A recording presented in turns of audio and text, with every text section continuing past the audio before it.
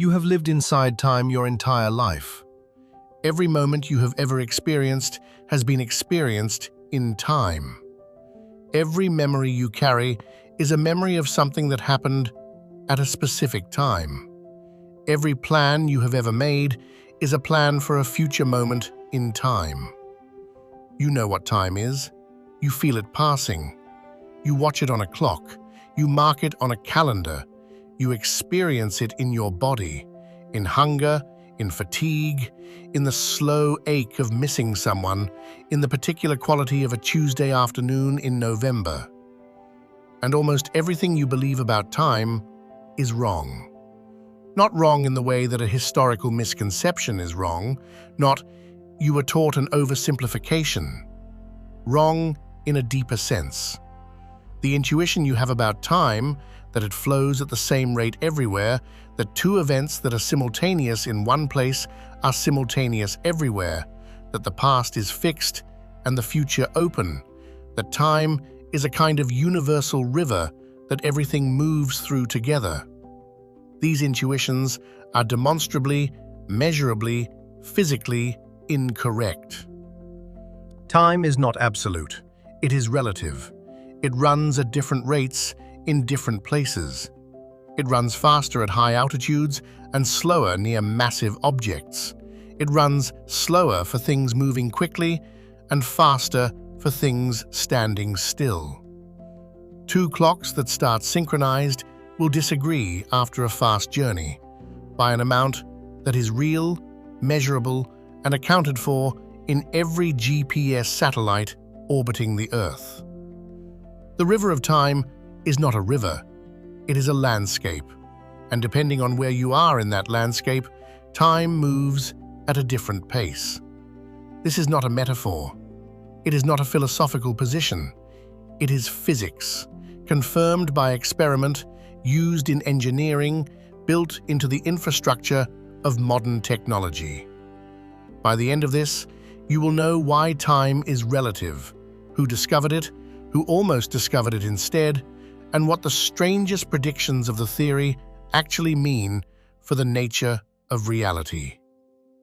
To understand what Einstein overturned, you need to understand what he was overturning. In Newton's universe, the universe that had governed scientific thought for more than 2 centuries, time was absolute. It was the same everywhere. It flowed at the same rate for everyone. Two events happening simultaneously in one place were simultaneous everywhere. A clock on the moon and a clock on Earth, if perfectly synchronized, would remain perfectly synchronized forever. This was not just a scientific assumption. It was an intuition so deep it felt like common sense, like something that did not need to be stated because it was obviously true. Of course, time is the same for everyone. Of course, a second is a second, wherever you are, whatever speed you are moving at. The idea that time might be different for different observers seemed not just strange, but incoherent. Newton himself had been explicit about it. In the Principia, he distinguished between absolute time, true, mathematical, flowing uniformly without relation to anything external, and relative time, the ordinary measurement of time by clocks and calendars. He took absolute time as the foundation. Everything else was built on it. The universe in this picture was like a clockmaker's masterwork, perfectly synchronized, running uniformly from past to future, the same time everywhere, the same rate for everyone.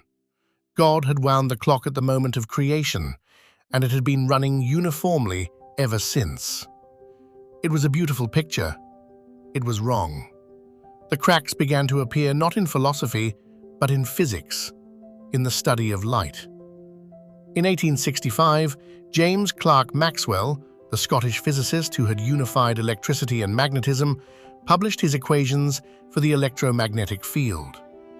The equations predicted that electromagnetic waves, light, travel at a specific speed, approximately 300,000 kilometers per second. This prediction created an immediate puzzle. In Newton's mechanics, speeds are relative. If you are on a train moving at 60 kilometers per hour and you throw a ball forward at 30 kilometers per hour, the ball moves at 90 kilometers per hour relative to the ground. The velocities add. This seems obvious because it matches experience. But Maxwell's equations gave the speed of light as a fixed number with no qualifier, not the speed of light relative to the source, not the speed of light relative to the observer, just the speed of light. 300,000 kilometers per second. If you are moving toward a source of light, should the light not appear faster relative to you? If you are moving away, should it not appear slower? The equations seem to say no. The speed of light should be the same for everyone. Most physicists assumed this was because light traveled through a medium, something they called the luminiferous ether, an invisible substance that filled all of space and in which light waves propagated, in the same way that sound waves travel through air. The speed of light was constant relative to the ether. Relative to an observer moving through the ether, it would appear faster or slower depending on direction. In 1887, two American physicists, Albert Michelson and Edward Morley, conducted what has become the most famous null experiment in the history of physics. They built an apparatus sensitive enough to detect the Earth's motion through the ether, comparing the speed of light in different directions as the Earth moved around the Sun. They found nothing. The speed of light was the same in all directions, regardless of the Earth's motion. There was no ether wind. The ether did not appear to exist. The Michelson-Morley result was deeply disturbing. If the speed of light was truly the same for all observers, regardless of their motion, then something fundamental was wrong with the relationship between space, time, and motion. But nobody knew yet what was wrong or how to fix it. The person who came closest to Einstein's answer before Einstein was a Dutch physicist named Hendrik Lorentz. Lorentz was one of the most respected physicists in Europe in the 1890s, a man of extraordinary mathematical ability and physical intuition. He, along with the Irish physicist George Fitzgerald, had proposed a solution to the Michelson-Morley problem in the early 1890s, that objects moving through the ether physically contracted in the direction of their motion by precisely the amount needed to make the measured speed of light appear constant. This was not an arbitrary proposal. Lorentz derived the contraction from his theory of the electron, the idea that electromagnetic forces between charged particles would be affected by motion through the ether in a way that caused matter to contract. The contraction was a real physical effect caused by the motion of matter through the electromagnetic field. He also derived transformation equations, mathematical relationships describing how the coordinates of space and time appeared different to observers in relative motion. These equations, the Lorentz transformations, are formally identical to the equations Einstein would later derive. The mathematics was the same, but Lorentz's interpretation was completely different. Lorentz believed the ether was real. He believed the contractions were physical effects happening to actual objects. He believed there was a true, absolute rest frame, the frame of the ether, and that the transformations he derived described how measurements made by moving observers differed from measurements made in the true, absolute frame. In Lorentz's picture, time was still absolute. What changed was only the measurement of time by moving clocks. Moving clocks ran slow, but this was because of the physical effect of motion on the clock mechanism, not because time itself was different. He had the right mathematics. He had the wrong interpretation. The distinction matters enormously. In Lorentz's version, there is still an absolute truth: the measurements in the ether frame, and moving observers simply fail to measure it correctly. The universe still has a privileged perspective. Time is still, underneath everything, universal. In Einstein's version, there is no privileged frame. There is no ether. All inertial frames are equivalent. The measurements made by different observers are not errors to be corrected. They are equally valid descriptions of reality. The mathematics is the same. The physics is completely different. Albert Einstein came to special relativity not through experiment, but through imagination. He later described a thought experiment he had been working on since the age of 16. What would it be like to ride alongside a beam of light? If you could travel at the speed of light and look at a light wave beside you, what would you see? The answer, in Newton's framework, should be a frozen wave, a stationary electromagnetic oscillation suspended in space. But Maxwell's equations did not allow for a stationary electromagnetic wave. Such a thing did not exist as a solution to the equations. You could not, in any inertial frame, observe a frozen light beam. This meant one of two things.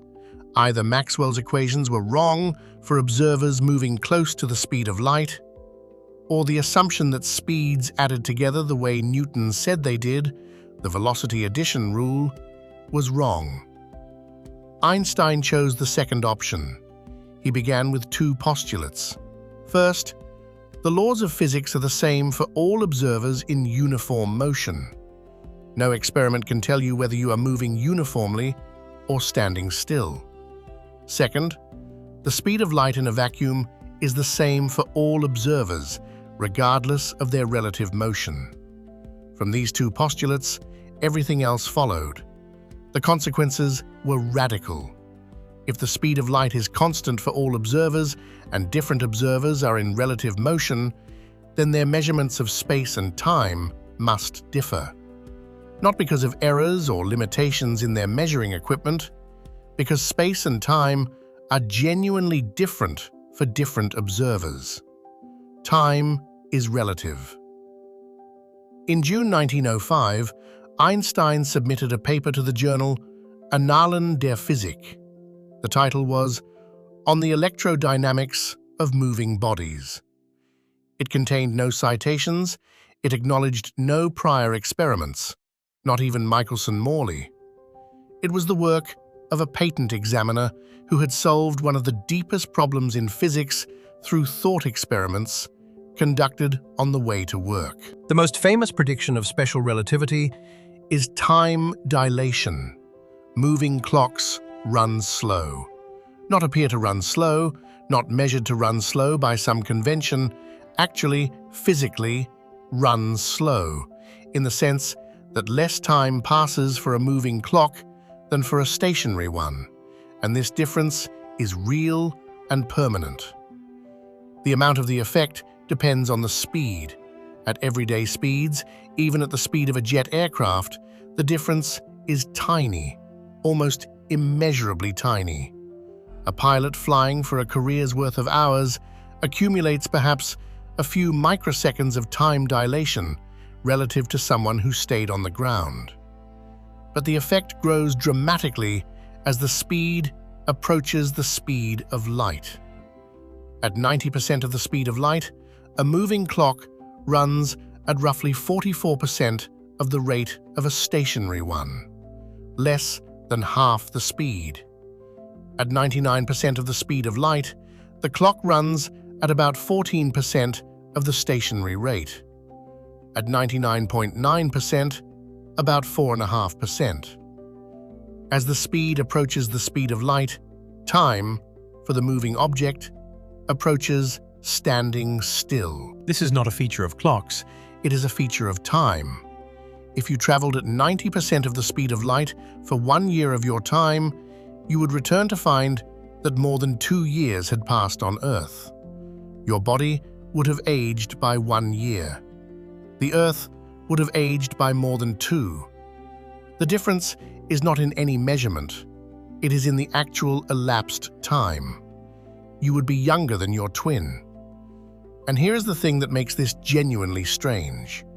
There is no correct answer to the question of who is really older. There is no absolute frame in which to adjudicate the dispute. The effect is real, and it is relative. Time dilation is strange, but the most conceptually disturbing consequence of special relativity is something called the relativity of simultaneity. In Newton's universe, if two events happen at the same time, they happen at the same time for everyone. The simultaneity of events is a fact about the universe, not about the observer. In Einstein's universe, this is not true. Imagine a train moving at high speed. A bolt of lightning strikes both ends of the train simultaneously. At least, they appear simultaneous to an observer standing on the platform watching the train pass. But for an observer on the train, the lightning strikes are not simultaneous. The train is moving toward one bolt and away from the other. The light from the front bolt reaches the train observer first. The light from the back bolt arrives later. The train observer concludes that the front of the train was struck before the back. Who is right? Both of them. The platform observer correctly reports that the bolts were simultaneous. The train observer correctly reports that the front bolt struck first. There is no contradiction, but only because there is no universal fact about whether the events happened at the same time. Simultaneity is not absolute. It is relative to the observer's frame of reference. The implications of this are profound. If distant events that appear simultaneous in one frame are not simultaneous in another, then the present moment is not a universal fact. What is now for one observer is not now for another, if those observers are in relative motion. The universe does not have a single, universal now spread across all of space. Each observer carries their own now with them, and those nows do not coincide. This is one of the most difficult things in all of physics to absorb. It is also one of the most thoroughly confirmed. The person who gave the clearest geometric expression of what Einstein had discovered was not Einstein himself, but his former mathematics teacher, a Lithuanian-born German mathematician named Hermann Minkowski. In 1908, 3 years after Einstein's paper, Minkowski gave a lecture that began with one of the most famous opening lines in the history of physics. Henceforth, space by itself and time by itself are doomed to fade away into mere shadows, and only a kind of union of the two will preserve an independent reality. What Minkowski had understood was that Einstein's special relativity was not just a theory about how space and time measurements varied between observers. It was a theory about a four-dimensional geometric structure, space-time, in which space and time were different dimensions of the same unified entity. In space-time, every event has 4 coordinates, 3 of space and 1 of time. The distance between events in space-time, called the space-time interval, is the same for all observers, even though their measurements of the spatial and temporal components separately will differ. This is the geometrical content of special relativity. The apparent disagreements between observers, their different measurements of length, time, simultaneity, are not really disagreements at all. They are different projections of the same four-dimensional reality onto the different spatial and temporal axes of different observers. Just as two people looking at the same three-dimensional object from different angles see different two-dimensional outlines, observers in relative motion see different spatial and temporal cross-sections of the same four-dimensional space-time. Einstein reportedly was not immediately enthusiastic about Minkowski's geometric formulation. He found the mathematics unnecessarily abstract. But he later came to see it as essential.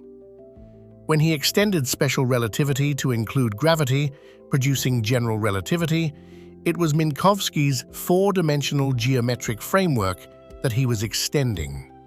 Without space-time geometry, general relativity would have been impossible.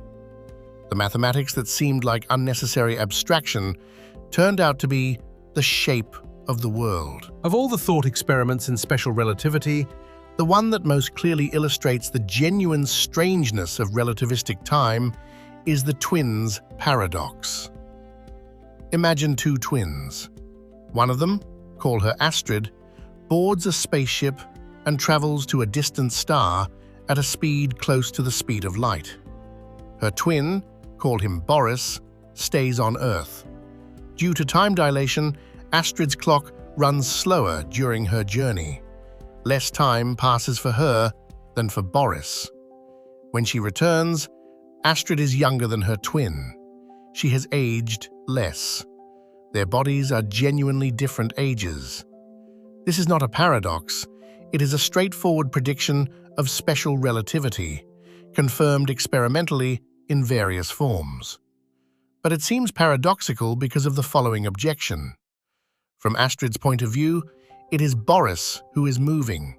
The Earth is receding from her at high speed and then approaching again on her return. If motion causes time to run slow, shouldn't Boris be the one who ages less? The resolution is that the situation is not symmetric. Astrid must accelerate. She must turn around. Boris does not accelerate. The acceleration breaks the symmetry between them. The prediction that Astrid returns younger is unambiguous, and it has been experimentally confirmed in various forms. The most direct confirmation came from experiments in the 1970s, in which highly accurate atomic clocks were flown around the world on commercial aircraft. When the clocks were compared after the flight to identical clocks that had remained on the ground, the airborne clocks had lost a tiny but measurable amount of time. Time had genuinely passed more slowly for the moving clocks. Not approximately, not as a matter of convention, genuinely. The twin who moves ages less.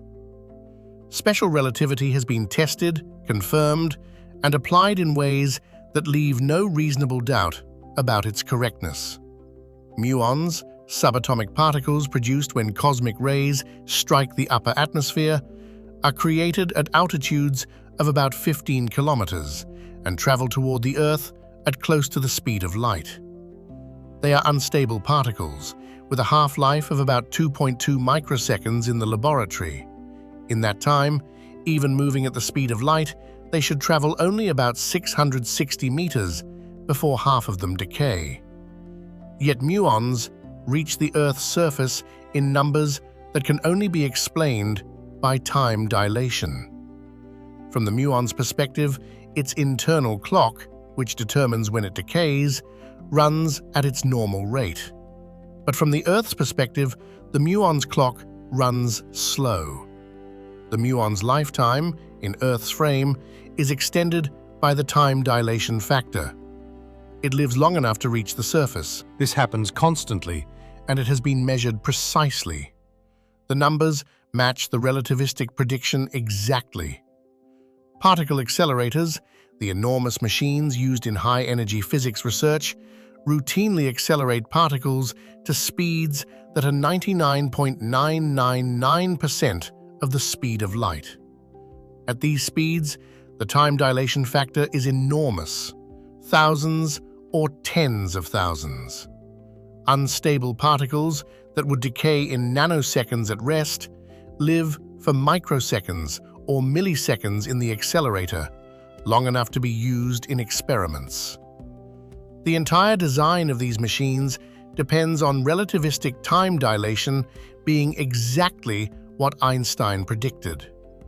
And then, as discussed in the previous episode, there is GPS, The satellites run both faster than ground clocks due to reduced gravity, the general relativistic effect, and slower due to their orbital speed, the special relativistic effect. The net correction is applied to every GPS calculation, every time you ask your phone where you are. The technology does not work without the correction. The correction is exactly what Einstein's equations predict. Time dilation is not a theoretical curiosity, it is an engineering reality. Special relativity does more than change our understanding of how fast time flows. It changes our understanding of what time's structure actually is.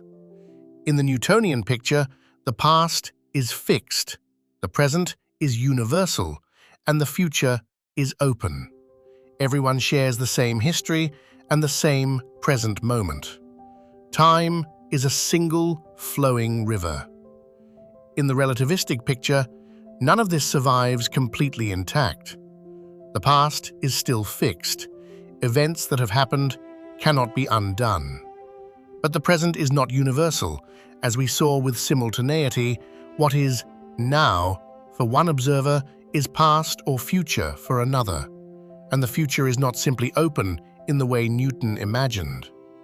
General relativity introduces the possibility of space-time geometries in which closed, time-like curves can exist, paths through space-time that loop back on themselves, potentially allowing travel back to the past. Whether such paths are physically realizable or whether some principle of physics prevents them is not known. Most physicists believe the universe has mechanisms, still poorly understood, that prevent paradoxical time travel.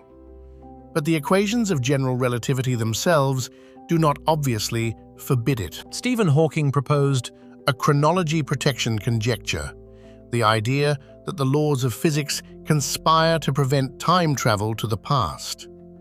It is a reasonable guess. It is not a proven theorem.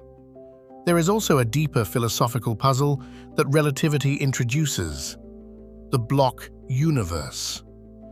If different observers have different nows, if the present moment is not universal, then the division of time into past, present, and future may not be a fundamental feature of reality. The past, present, and future may all exist equally as different regions of the four-dimensional space-time block. The sense of time flowing, the felt passage of moments from future through present to past, may be something imposed by our minds on a static reality. This view, called eternalism or the block universe, is taken seriously by many physicists and philosophers. It is deeply counterintuitive, it has no conclusive experimental test, and it is a genuine possibility that the equations of relativity open. We do not know whether time flows or whether we flow through it, or whether the flowing is an illusion. We know that it is relative. Let me try to say, carefully and honestly, what we currently know about time. Time is a dimension, the fourth dimension of a four-dimensional space-time. Events in the universe are located at specific points in space-time, and the time coordinate of those events is as real and physical as the spatial coordinates. Time is relative. The rate at which time passes depends on the speed of the observer and the strength of the gravitational field they are in. Two clocks that start synchronized will disagree after a journey, and the disagreement is physically real. It shows up in biological aging, in radioactive decay, in every physical process that depends on time. Time has a direction. In the equations of physics, most fundamental laws are symmetric in time. They work the same forward and backward. But in practice, time has a direction. The second law of thermodynamics, entropy increases, gives time an arrow. The past is low entropy. The future is high entropy. The difference between them is statistical rather than fundamental, but it is real and consistent across the universe. Time may have had a beginning. The Big Bang, approximately 13.8 billion years ago, is not just the beginning of matter and energy, it is the beginning of space-time itself. The question, what happened before the Big Bang, may not be meaningful in the same way that the question, what is north of the North Pole, is not meaningful. And time may end.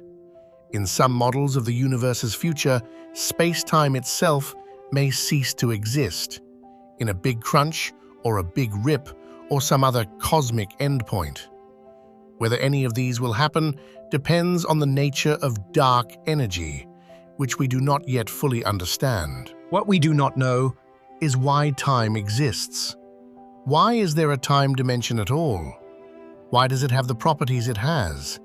Why does it flow, or appear to flow, in one direction? These questions sit at the intersection of physics, mathematics, and philosophy, and they do not yet have answers. Newton thought he understood time. He was wrong. Einstein showed that time was relative, but he did not explain why it exists. The question that remains, the question that may be the deepest question in physics, is not how time works. It is what time is. Look at a clock. Any clock. The one on your phone, the one on your wrist, the one on the wall of any room you have been in today. That clock is not measuring the flow of an absolute universal time that runs identically everywhere. It is measuring the passage of time in its specific location, at its specific velocity, in the specific gravitational field of the Earth's surface. A clock at the top of a tall building runs faster. A clock in a fast-moving vehicle runs slower. A clock on a GPS satellite has to be corrected for both effects before it can be synchronized with your phone. the time on your clock is yours. It belongs to your location and your motion. It is real, it is measurable, and it is not the same as the time on a clock somewhere else in the universe. This does not make time an illusion. It makes time more interesting than Newton imagined. It means that the universe is not a clock, a single mechanism running uniformly, but something richer and stranger. A landscape of different times, different rates, different presence. And somewhere inside this strange landscape, something gives rise to the felt sense of passing time, the experience of one moment becoming the next, the sense of moving from the past through the present toward the future, the feeling that you and I share when we say that time passes. We do not know what that experience is or how it arises from the physics. We know the physics is right. The GPS works. The muons reach the surface. The atomic clocks disagree after the flight. We are still learning what it means. Einstein said in 1955, the year of his death, "People like us, who believe in physics, know that the distinction between past, present, and future is only a stubbornly persistent illusion." He may have been right.